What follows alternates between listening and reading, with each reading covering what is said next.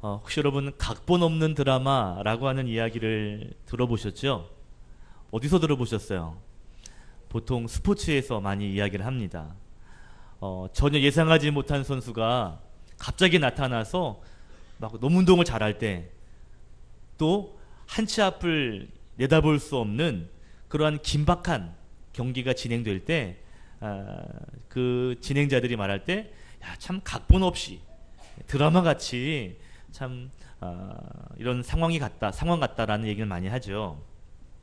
저는 이 스포츠가 각본 없는 드라마 같기 때가 있지만, 생각해 보면 우리가 사는 인생, 특별히 나의 인생이 이런 각본 없는 드라마 같다라는 생각이 종종 들곤 합니다. 한번 생각을 해보세요. 만약에 내 인생에 각본이 있다면, 여러분 그런 생각 안 해보셨나요? 갑자기 문제를 만났어요. 갑자기 어려운 일이 다가왔어요. 그러면 각본이 있다면 살짝 가서 각본 한번 열어보는 거예요. 그러면 이럴 때는 이렇게 대처하면 되겠구나, 이런 대사를 하고 이렇게 하면 되겠구나. 그러면 좀 당황하지 않을 것 같아요. 우리가 그럴 때 있잖아요. 갑자기 누군가 얘기하다가 당황스러울 때 어떻게 말해야 될지 모를 때가 있거든요. 그런데 각본이 있다면 어떻게 대처할지에 대해서 이미 알고 있으니까 마음 편하게 살 수는 있을 것 같아요. 또 당황하지 않고 또 큰 실수도 하지 않으면서 살 수 있을 것 같습니다.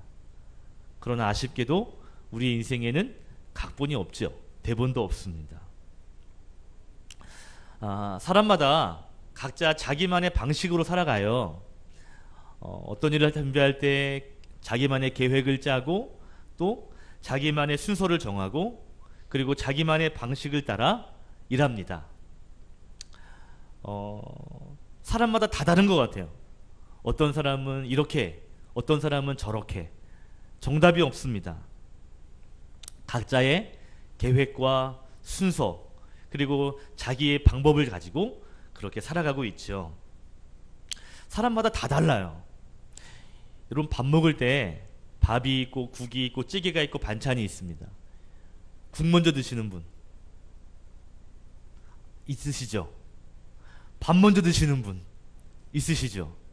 어떤 분은 물 한 컵 드시는 분도 계시죠? 다 달라요. 어떤 분은 국에 말아서 탁 밥아서 훅 드시는 분도 계시고요. 어떤 분은 그냥 큰 밥그릇에다가 반찬 타닥 해서 쓱싹쓱싹 비벼가지고요, 타닥 먹는 분도 계시고. 다 달라요. 밥 먹는 거 하나만 봐도 자기가 선호하는 방식, 순서 다 다릅니다. 여러분, 하나님도 하나님이 일하시는 방식이 있거든요. 하나님이 일하시는 스타일이 있어요. 하나님이 능력이 많으시니까 아무 계획도 없이 그냥 무대포로 일하시는 것이 아닙니다. 하나님은 하나님의 방식이 있어요. 하나님의 원리가 있고요, 하나님의 방법이 있습니다. 그거를 한마디로 말해서 섭리라고 하는 거예요. 하나님의 섭리가 있다는 것이죠. 오늘 말씀의 제목이 하나님의 섭리입니다. 한번 따라 합시다. 하나님의 섭리. 여러분, 오늘 여러분의 삶에 이 하나님의 특별한 섭리가 여러분에게 있기를 축복합니다. 아멘. 말씀드린 것처럼 하나님은 하나님의 방식이 있어요. 하나님이 일하시는 스타일이 있다고요. 그런데 그 하나님이 일하시는 방법과 스타일이 때로는 우리의 방법과 다를 때가 있습니다. 하나님의 일하시는 방식이 우리와 내 생각과 같다면, 그러면 하나님이 일하시는구나, 그래 기운 내자, 이럴 텐데, 이게 하나님이 일하시는 건지 주무시는 건지, 이게 하나님의 손길을 느끼지 못할 때가 참 많거든요. 하나님은 워낙 크신 분이잖아요. 하나님은 오묘하신 분이잖아요. 하나님은 다양하게 일하실 수 있는 분이거든요.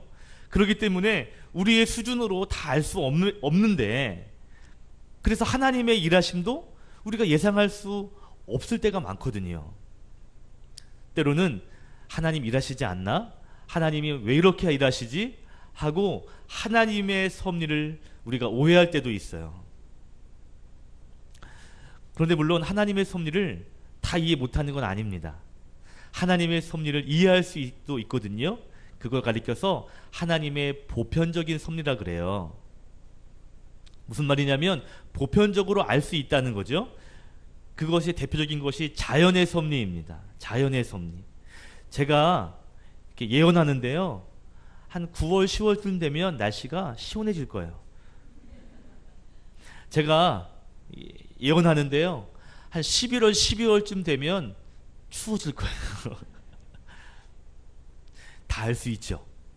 이런 걸 보편적인 하나님의 섭리라고 말합니다. 그런데 하나님의 섭리가 보편적인 섭리가 있는 반면에 그 보편적인 섭리를 뛰어넘는, 그래서 아주 특별하게 일하시는 방식이 있거든요. 그걸 가리켜서 하나님의 특별한 섭리라고 말해요. 그 하나님의 특별한 섭리, 이해할 수 없는 그 섭리를 그 대표하는 것이 뭐냐면 바로 십자가의 사건입니다. 만약에 여기에 있는 우리 금석이가 있는데 금석이가 죄가 있대요. 그래서 제가 저희 아들 현진이를 보내서 금석이를 대신하여서 죄를 담당하도록 죽이고 금석이를 살릴 수 있다. 저는요, 제 머리로는 도저히 상상할 수 없을 거예요. 이건 이해할 수 없는 거죠. 그런데 하나님은 우리를 살리시기 위해서 사랑하는 독생자 예수를 이 땅에 보내시고 그 십자가를 감당하게 하십니다. 특별하게 일하시는 섭리, 그것이 바로 특별 섭리예요. 여러분, 하나님의 섭리는 보편적인 섭리가 있고 특별한 섭리가 있다라는 것을 우리는 인정해야 합니다. 여러분, 여기까지 한번 정리해 보면 하나님의 섭리가 있는데 하나님의 섭리는 하나님이 일하시는 스타일과 방법이고, 그리고 그 하나님의 섭리는 우리가 알 수 있는 보편적인 섭리가 있고 또 알 수 없는 특별한 섭리가 있다라는 것이죠. 자, 오늘 이야기는요, 오늘 특별한 섭리에 대해서 말하고 있어요. 오늘 성경에 룻기서 2장에 보면 이제 룻이라고 하는 여인이 등장합니다. 이 룻이라고 하는 여인은 모압의 여인이거든요. 그러니까 당연히 이방 여인이죠.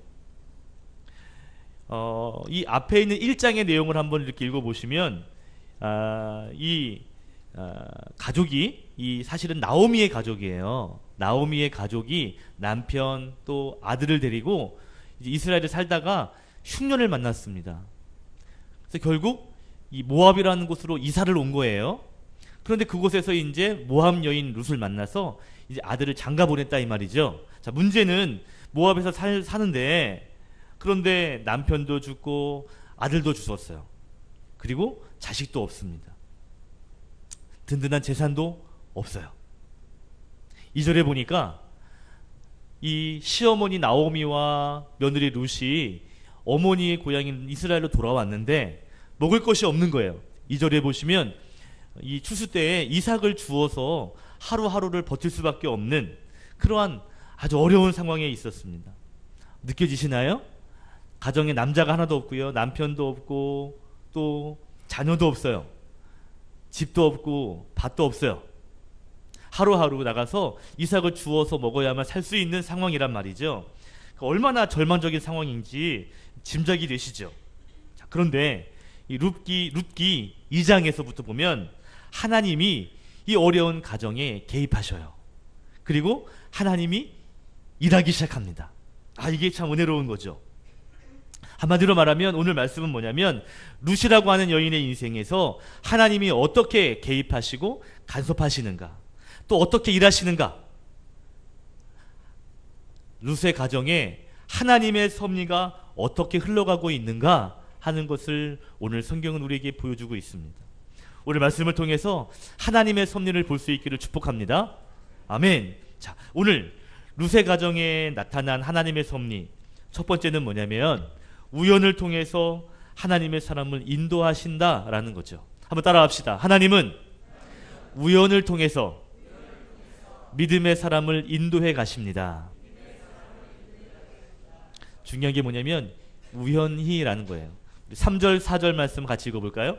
3절 4절 시작. 룻이 가서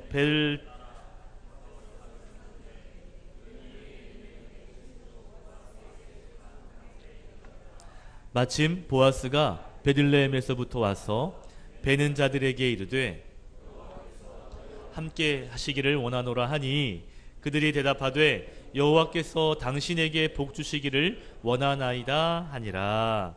아멘. 룻이 지금 먹을 것을 구하기 위해서 지금 이삭을 주우러 밭을 다니고 있는데, 그런데 우연히 간 땅 밭이 어디냐면 보아스의 밭이었다는 거죠. 그리고 때마침 그때 보아스가 그 밭을 지나가고 있었다라는 거예요. 성경은 오늘 이 이야기가 룻의 입장에서는 굉장히 우연히 일어났다라고 말씀하고 있습니다. 우연이라고 하는 뭐라면 전혀 예상하거나 계획하지 않고 갑자기 일어난 게 우연이거든요. 룻은 지금 뭐 누군데 밭이 어디 있는지 알지도 못합니다. 보아스가 누군지도 알지 못하고요. 그냥 이 베는 사람을 뒤쫓아가면서 떨어지는 것을 빨리 주스려고 지금 막 그것만 쳐다보고 있는 그러한 상황이에요. 그런데 하나님이 우연 같은 만남을 허락하셔서 하나님의 이야기가 시작되게 하셨다라는 거죠. 1절에 보면 보아스는 어떤 사람이냐면 유력한 자라 그랬습니다. 유력한 자는 뭐예요? 좀 돈이 있는 사람, 재력이 있는 사람이에요. 하나님이 이 어려운 환경에 있는 룻이 좀 재력이 있는 보아스를 만나도록 그렇게 역사하셨다라는 것이죠. 3절에는 중요한 단어가 우연히라는 단어고요. 4절에는 마침이란 단어입니다. 우연히 갔는데 때마침 거기에 보아스가 있는 거예요. 룻에게도 보아스에게도 전혀 계획된 것이 아닌 우연히 그 일이 일어났다라는 것이죠. 여러분, 룻은요 이 땅이 어딘지도 몰라요. 모압에 살다가 어머니 따라 왔거든요. 뭐 이게 어떻게 사는 건지도 모릅니다. 누구의 땅인지도 모르고요. 이것저것 계산해서 갈 수 있는 상황도 아니에요. 하루하루 지금 빨리 이삭을 주워 모아야 되는 상황이거든요. 그런데 하나님의 섭리는 그렇게 계획이 없는 우연한 시간을 통해서 역사하신다라는 거죠. 이 말은 계획과 또 준비가 없는 상황에서 하나님은 굉장히 사소한 일을 통해 그 하나님의 일을 시작하게 하신다라는 겁니다. 여러분, 여러분의 사역에 또 여러분의 인생에 하나님의 놀라운 우연의 역사가 있기를 축복합니다. 하나님은요, 내가 계획하고 준비하지 않은 그런 상황을 통해서도 하나님은 인생을 바꾸실 수 있어요. 하나님은요, 내가 사소하게 여기는 그 작은 사건을 통해서도 우리의 삶이 완전히 바뀌는 그러한 일을 이루실 수 있다고요. 그러한 일들을 경험했던 사람이 누구냐면 바로 다윗입니다. 다윗이 가정 집안의 막내예요. 그런데 그때 당시 이스라엘과 블레셋이 전쟁을 했거든요. 그 전쟁 가운데 형들이 다 군대 나간 겁니다. 근데 전쟁이 됐는데 이게 싸워서 이기고 있는지 지고 있는지 알 수가 없는 거예요. 그때 아버지가 막내 아들에게 도시락을 싸주면서 얘야, 너 전쟁에 나가서 형들이 잘 지내고 있는지 한번 보고 오너라 라고 심부름을 보냅니다. 다윗 입장에서는요, 갑자기 작은 사소한 심부름을 맡은 거예요. 심부름하러 갔는데 거기에 누가 있었어요? 골리앗이 소리를 지르고 있는 거예요. 하나님 모욕하고 하나님 백성들에게 막 함부로 말하고 있는 거죠.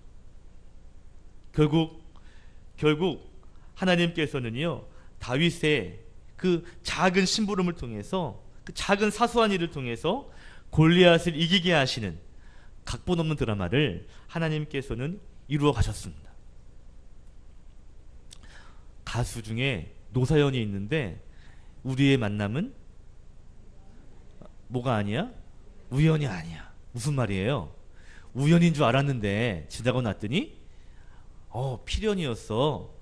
우연처럼 만난 것 같은데 지나가고 났더니 야, 이거는 계획적인 만남이야. 필연이야. 만날 수밖에 없었어 라고 노래하잖아요. 그죠? 오늘 말씀도 그래요. 이 보아스와 룻의 만남이 우연이에요.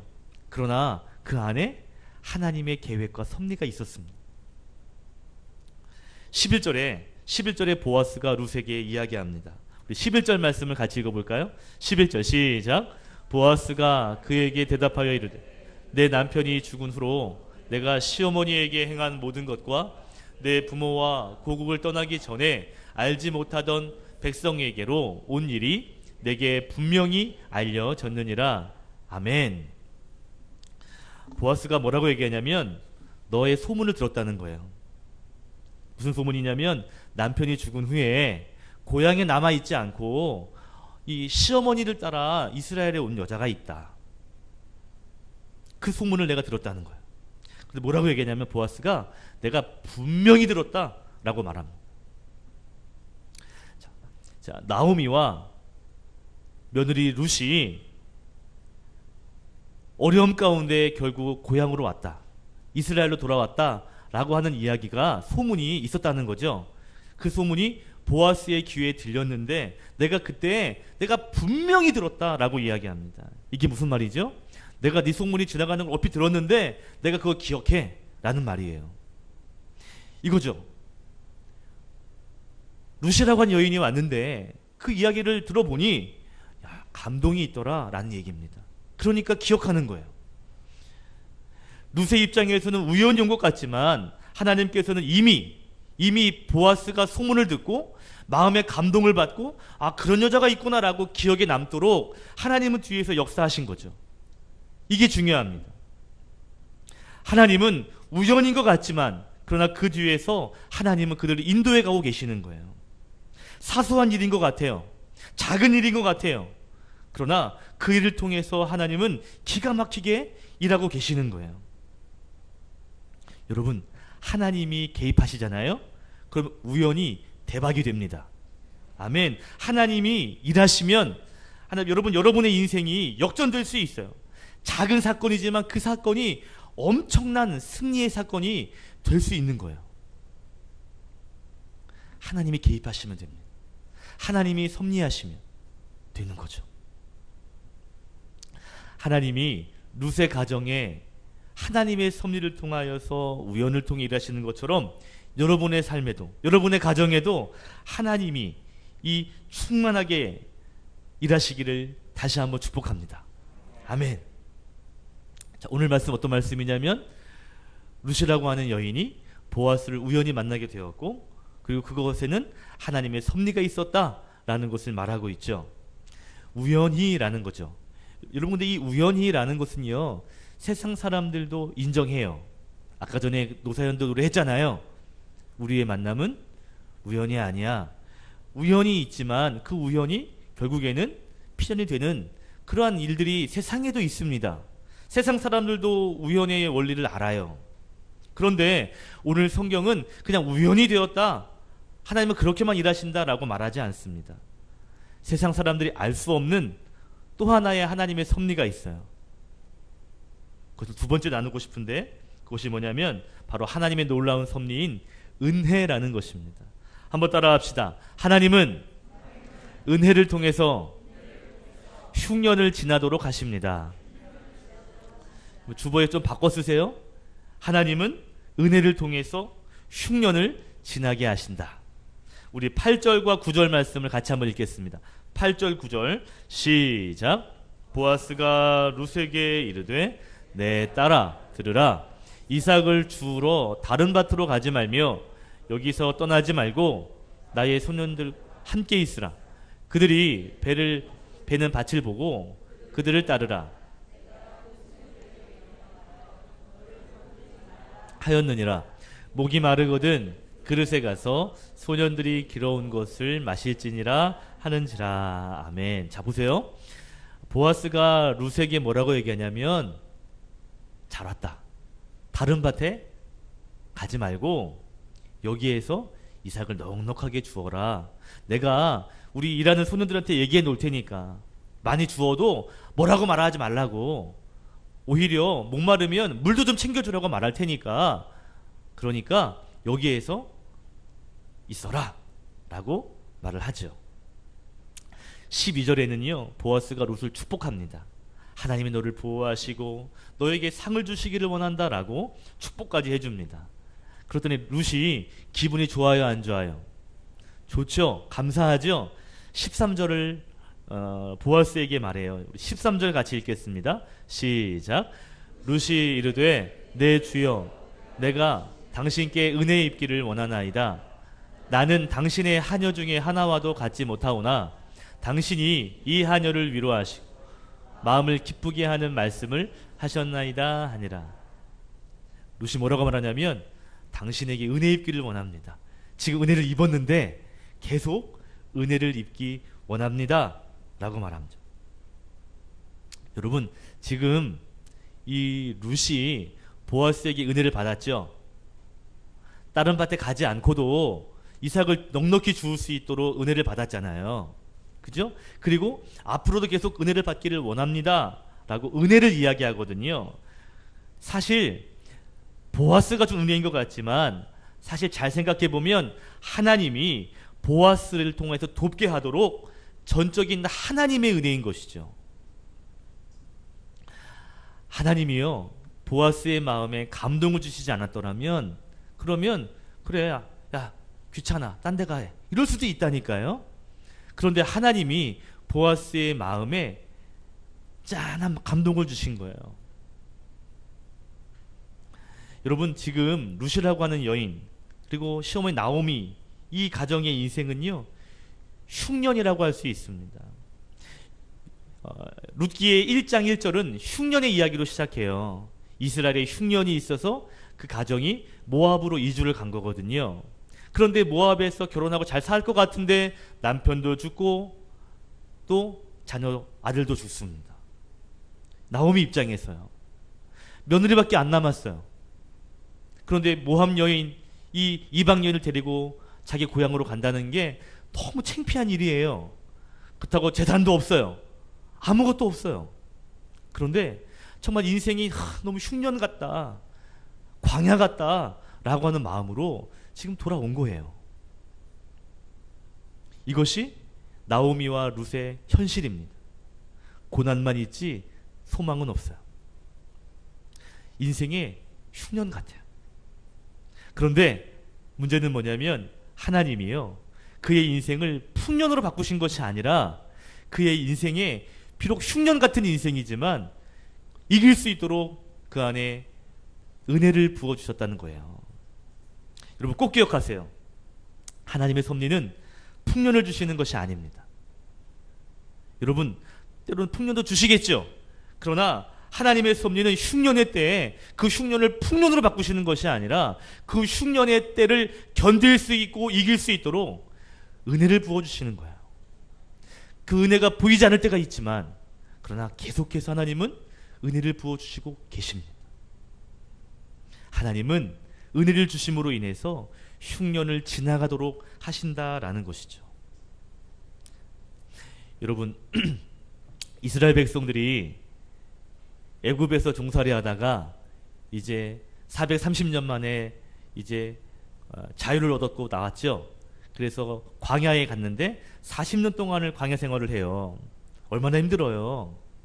그때 하나님께서 야 너희들 하나님께서 광야에서 죽게 하는 것이 아니라 하나님이 예비하신 땅에 있는데 그 땅은 가나안 땅이고 그 땅은 젖과 꿀이 흐르는 그런 땅이다 라고 말씀을 하십니다. 한번 생각해 보세요.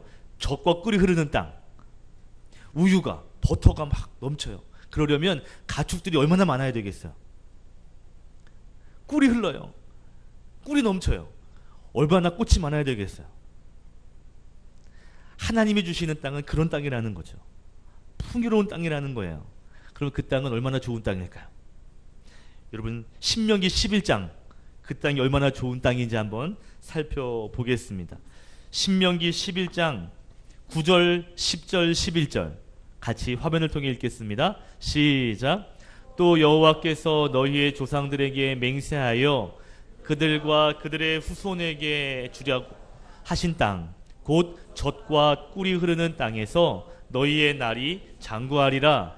내가 들어가 차지하려는 땅은 내가 나온 애굽 땅과 같지 아니하니 거기에서는 너희가 파종한 후에 발로 물 대기를 채소밭에 댐과 같이 하였거니와 너희가 건너가서 차지할 땅은 산과 골짜기가 있어서 하늘에서 비를 내리는 비를 흡수하는 땅이요. 아멘. 여러분, 가나안 땅은 좋은 땅이에요, 나쁜 땅이에요? 예? 좋은 땅이에요, 나쁜 땅이에요? 나쁜 땅이에요. 풍성함은 있지만 애굽의 땅과 다른 땅이에요. 애굽은요, 땅이 비옥해서 비가 오면 물이 받아져요. 그런데 가나안 땅의 이 땅은요, 비가 오면 땅이 다 흡수해요. 농사짓기에 아주 젬병인 땅이 애굽의 가나안 땅입니다. 산도 많고 골짜기도 많아요. 농사짓기 아주 안 좋은 땅이 가나안 땅이에요. 물론 가나안 땅에도 좋은 땅이 있겠죠. 그러나 나쁜 땅이에요. 그런데 거기에 보시면 젖과 꿀이 흐르는 땅이라 라고 말합니다. 어떻게 된 거예요? 땅이 안 좋은데 어떻게 그렇게 젖과 꿀이 흐르는 땅이 됐냐고요? 비가 오면 비가 다 땅으로 흡수되는데 농사짓기 너무 힘든 땅인데 어떻게 그 땅이 젖과 꿀이 흐르는 그렇게 비옥한 땅이 되었는가? 그 뒤에 13절, 14절, 15절 같이 읽겠습니다. 신명기 말씀 11장 13절, 14절, 15절 같이 읽겠습니다. 시작. 내가 오늘 너희에게 명하는 내 명령을 너희가 만일 청종하고 너희의 하나님 여호와를 사랑하여 마음을 다하고 뜻을 다하여 섬기면 여호와께서 너희 땅에 이른 비, 늦은 비를 적당한 때에 내리리니 너희가 곡식과 포도주와 기름을 얻을 것이요 또 가축을 위하여 들에 풀이 나게 하시리니 내가 먹고 배부를 것이라. 아멘. 어떻게 비를 흡수하는 땅, 좋지 않은 땅인데 젖과 꿀이 흐르는 것이죠? 하나님이 이른 비와 늦은 비를 적당한 때에 주시는 거예요. 이른 비와 늦은 비를 알맞게 부어주시는 거죠. 농사짓기에 아주 좋은 비를 때마다 주시는 거예요. 땅은 안 좋은데 비가 적당하게 내리니까요. 그러니까 젖과 꿀이 흐르는 땅이 될 수 있었던 것이죠. 하나님이 비를 주시니까요. 적당하게 하시니까요. 여러분, 우리의 인생이 흉년 같을지라도 걱정하지 마세요. 하나님이 적당한 은혜를 부어주시면 흉년이 풍년될 수 있습니다. 땅이 바뀌지는 않을지 몰라요. 그러나 하나님이 은혜를 부어주셔서 적당할 때마다 은혜를 주시는 거예요. 그래서 흉년을 이기게 하시고 그곳에서도 놀라운 열매를 거두게 하시는 것이죠. 하나님이 여러분의 인생에 은혜의 단비를 때마다 부어주시면 흉년을 이길 수 있는 줄로 믿습니다. 아멘. 나는 재능도 없고요, 가진 것도 없어요, 아무것도 없어요, 흉년 같아요. 그러나 하나님의 은혜가 부어주시면요, 그러면 젖과 꿀이 흐르는 아름다운 땅이 될 수 있는 줄로 믿습니다. 오늘 룻의 이야기는요, 하나님이 그의 인생에 은혜를 부어주셔서 흉년을 잘 이기게 되었다라는 이야기가 담겨져 있습니다. 여러분의 인생에서도 하나님이 은혜의 단비를 적당하게 부어주시기를 축복합니다. 정리해 볼게요. 하나님의 섭리가 룻의 가정에 있었습니다. 여러분의 인생에도 하나님의 섭리가 있기를 축복합니다. 때로는 우연같이, 때로는 보잘것없는 일 같은 그러한 일들이 있을지라도 그 뒤에 하나님이 일하시면 놀라운 역전의 일들이 일어날 수 있도록 하나님께서 역사하십니다. 때마다 필요한 은혜를 부어주시면 흉년을 이길 수 있도록 하나님은 인도하셔요. 여러분, 하나님의 섭리를 기대하십시오. 하나님이 놀랍게 일하시는 방법을 사모하십시오. 그래서 하나님이 함께 하시고 하나님 이기게 하시는 성도의 삶을 살아가시는 우리 모든 성도가 되시기를 예수님의 이름으로 축원드립니다.